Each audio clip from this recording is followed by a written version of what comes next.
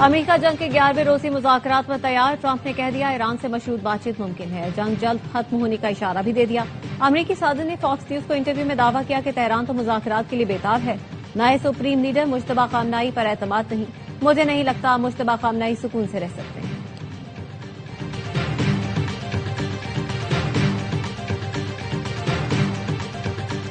روسی صدر Vladimir Putin اور ایرانی صدر مسعود پزشکیان کے درمیان ٹیلی فونک گفتگو۔ روسی صدر نے ایرانی صدر کے ساتھ تنازع جلد از جلد کم کرنے پر زور دیا۔ کرملن نے بتایا روسی صدر نے تنازع کے حل کے لیے حق میں اصولی موقف سے بھی آگاہ کر دیا۔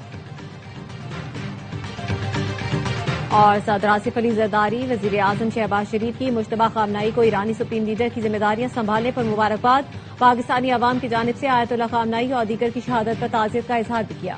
وزیر اعظم نے کہا شہباز شریف نے کہا مشکل وقت میں ایران کی قیادت اور عوام کے ساتھ کھڑے ہیں، پر امید ہوں نئے سپریم لیڈر ایران کو عام خوشحالی کی طرف لے جائیں گے۔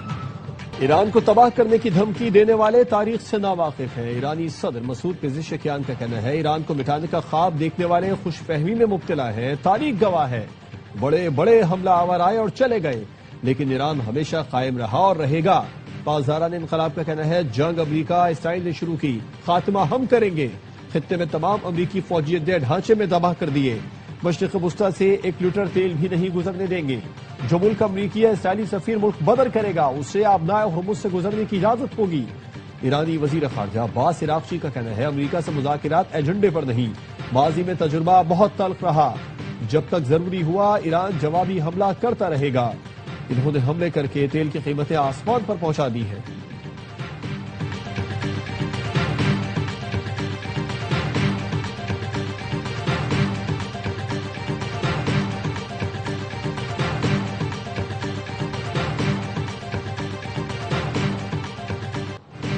امریکی اور اسرائیلی طیاروں کی ایران پر بمباری، مزید 40 افراد شہید، نئے سپریم لیڈر کے حق میں ریلی کے قریب بمباری، انقلاب اسکوائر پر موجود ایرانی اپنی جگہ سے ہلے تک نہیں، امریکہ اور اسرائیل کے خلاف نعرے لگاتے رہے، ایرانی ٹی وی چینل کا اینکر بھی اپنی جگہ موجود رہا۔ اصفہان میں نیوکلیئر سائٹس کے قریب دھماکے، گورنر اصفہان کا دفتر، یونیسکو کے عالمی ثقافتی ورثے اور قدیم محل بھی نشانہ بنے، مشرقی تہران میں صنعتی مرکز اور رہائشی عمارتوں کو نقصان پہنچا، 1 سال کی بچی شہید، خمین میں اسکول اور گھروں پر حملے کیے گئے۔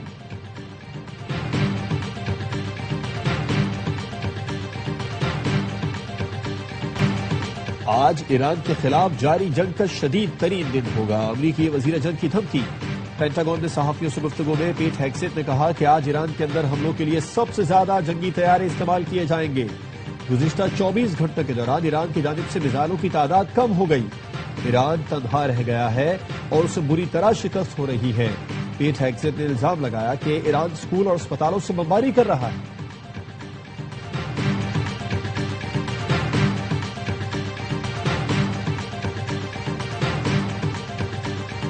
ایران نے اسرائیل کے مختلف شہروں پر میزائل داغ دیے، تل ابیب اور مقبوضہ بیت المقدس میں سائرن بج اٹھے۔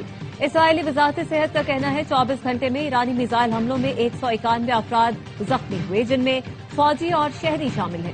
ایران کی جانب سے پڑوسی اور خلیجی ملکوں پر بھی حملے، بحرین کے دارالحکومت منامہ کے رہائشی عمارت پر ڈرون سے حملہ، 29 سال کی خاتون جاں بحق، 8 افراد زخمی ہوئے۔ سعودی عرب نے ایران کے ڈرونز حملے ناکام بنا دیے۔ کویت کے وزارت داخلہ کا کہنا ہے ایران نے 6 ڈرون فائر کیے جنہیں ناکارہ بنا دیا گیا۔ متحدہ عرب امارات نے بھی ایران سے آنے والے میزائل اور ڈرونز حملے ناکام بنائے۔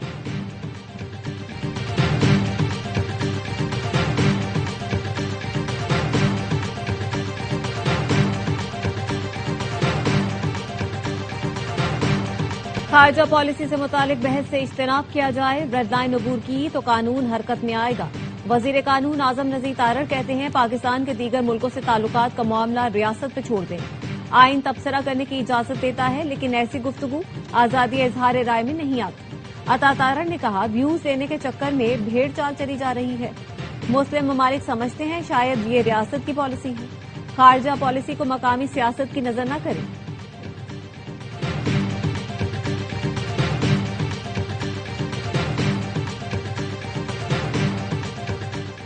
نائب وزیر اعظم اسحاق ڈار اور سعودی وزیر خارجہ میں ٹیلی فونک رابطہ، مشرق وسطی کی صورتحال سلامتی کونسل میں جاری مشاورت پر تبادلہ خیال کیا گیا۔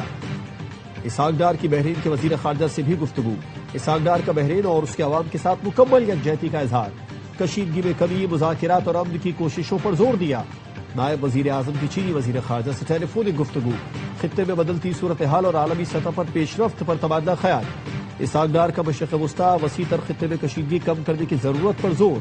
چینی وزیر خارجہ نے کشیدگی کم کرنے، استحکام کے فروغ کے لیے پاکستان کی تعمیری کوششوں کو سراہا۔ مسائل کے حل کے لیے مذاکرات، سفارتکاری کا راستہ اختیار کرنے پر اتفاق۔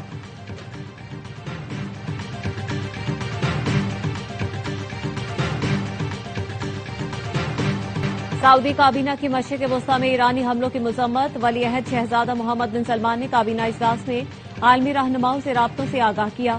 کابینہ نے کہا شہری تنصیبات، ہوائی اڈوں، تیل تنصیبات کو نشانہ بنانا عالمی قوانین اور معاہدوں کی کھلی خلاف ورزی ہے۔ سعودی عرب اپنی سلامتی اور خود مختاری کے تحفظ کے لیے ضروری اقدامات کا حق محفوظ رکھتا ہے۔ سعودی فضائی دفاعی نظام کی جانب سے دشمن کی میزائل اور ڈرون تباہ کرنے کی صلاحیت کو سراہا۔ برادر اسلامی ملکوں سے یکجہتی اور تعاون کے فروغ کا بھی جائزہ لیا گیا۔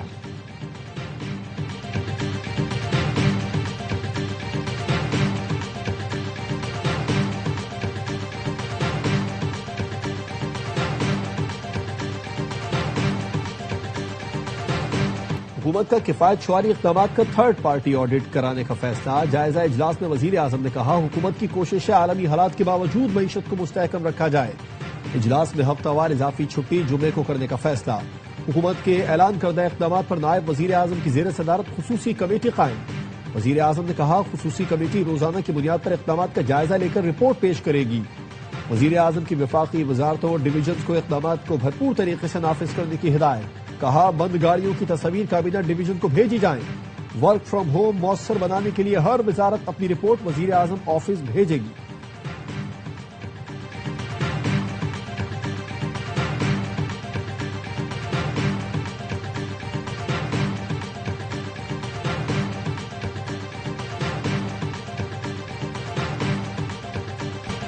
توانائی بحران سے نمٹنے کے لیے وفاق کی طرز پر سندھ میں بھی اقدامات۔ سندھ حکومت کا تعلیمی ادارے 16 سے 31 مارچ تک بند رکھنے کا اعلان۔ امتحانات شیڈول کے مطابق ہوں گے۔ ضروری کلاسز آن لائن جاری رہیں گی۔ سندھ کے سینئر وزیر شرجیل میمن کہتے ہیں سرکاری محکموں کی 60% گاڑیاں 2 ماہ کے لیے بند کر رہے ہیں۔ سرکاری گاڑیوں کے فیول میں 50% کمی کی گئی ہے۔ وزیر اعلیٰ سندھ کا جہاز گراؤنڈ رہے گا۔ وزراء اور ارکان نے رضاکارانہ طور پر 3 ماہ کی تنخواہ نہ لینے کا فیصلہ کیا ہے۔ کابینہ کا گندم کو فوری طور پر ریلیز کرنے کا فیصلہ۔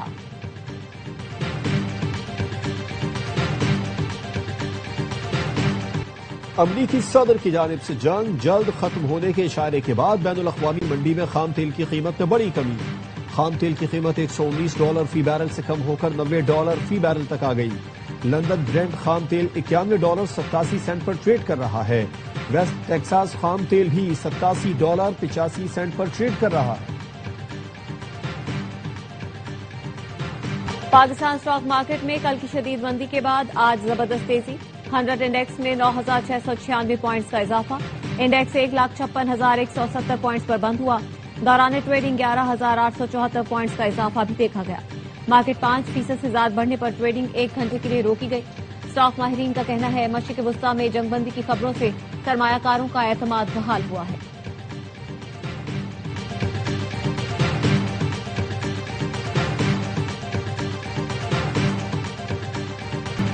5G انٹرنیٹ سروس کے لائسنس کی نیلامی مکمل۔ Chairman P T A major general retired Hafeez Ur Rehman نے بتایا کہ 595 میگا ہرٹز میں سے 480 میگا ہرٹز براڈ بینڈ فروخت کر دیا۔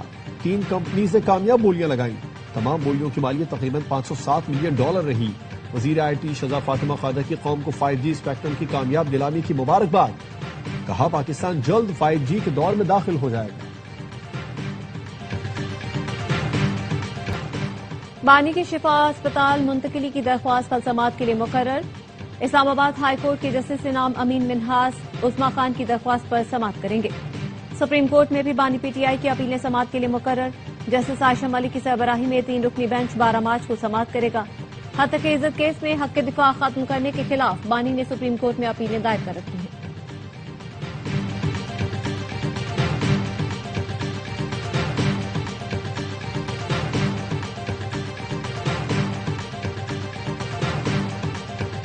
ہمیں ہمیں بانی پی ٹی آئی سے ملاقات سے زیادہ ان کی آنکھ کے علاج کی فکر ہے. شفا انٹرنیشنل اسپتال میں فوری علاج کرایا جائے. علیمہ خانم کا مطالبہ.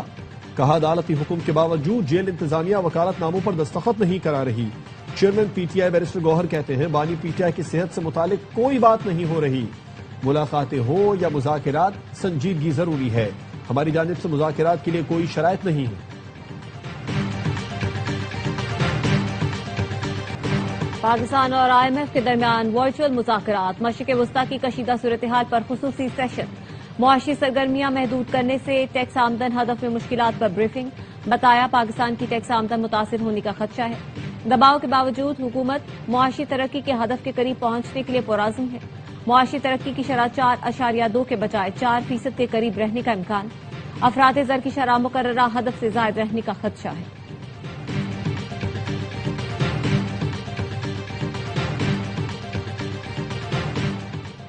بحرین میں اسرائیل کے لیے جاسوسی کرنے والا بھارتی انجینئر گرفتار. بحرینی حکام کے مطابق بھارتی ٹیلی کمیونیکیشن انجینئر ریتن موہن نے بحرین کے اہم اور اسٹریٹجک مقامات کی جیو اسپیشل معلومات، تصاویر اور ویڈیو ریکارڈنگ خفیہ طور پر اسرائیلی خفیہ ایجنسی موساد کو فراہم کی. ابتدائی تحقیقات میں ثابت ہوا کہ بھارتی جاسوس کی موساد کو فراہم کردہ معلومات غیر ملکی انٹیلیجنس کی تنظیمیں اور ممکنہ ہدف بندی میں استعمال ہو سکتی تھی. بحرینی وزارت داخلہ نے بھارتی جاسوس کی گرفتاری کی وفاقی وزیر داخلہ محسن نقوی سے اہل تشیع علماء کرام کی ملاقات. موجودہ صورتحال کے تناظر میں تمام جلوس نماز مغرب تک ختم کرنے پر اتفاق. محسن نقوی نے کہا عزاداروں کی حفاظت اور سہولت کے لیے ہر ممکن اقدام کیا جائے گا. موجودہ صورتحال میں علماء کرام کو بھائی چارے اور اتحاد کو فروغ دینا چاہیے. علماء کرام کا کہنا تھا دشمن کی سازش کو اتفاق کی قوت سے ناکام بنائیں گے.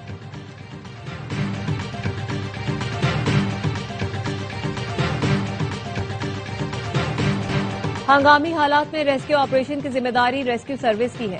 سٹی اور ڈسٹرکٹ حکومتیں صرف معاون کردار ادا کر سکتی ہیں. ایڈوکیٹ جنرل سندھ نے سانحہ گل پلازہ کی تحقیقات کرنے والے جوڈیشل کمیشن میں قانونی رائے دی. کہا سندھ ریسکیو سروس کے ڈائریکٹر جنرل کا تقرر صوبائی حکومت کرتی ہے. سروس کی نگرانی پالیسی سازی سندھ ایمرجنسی کونسل کے ذریعے کی جاتی ہے.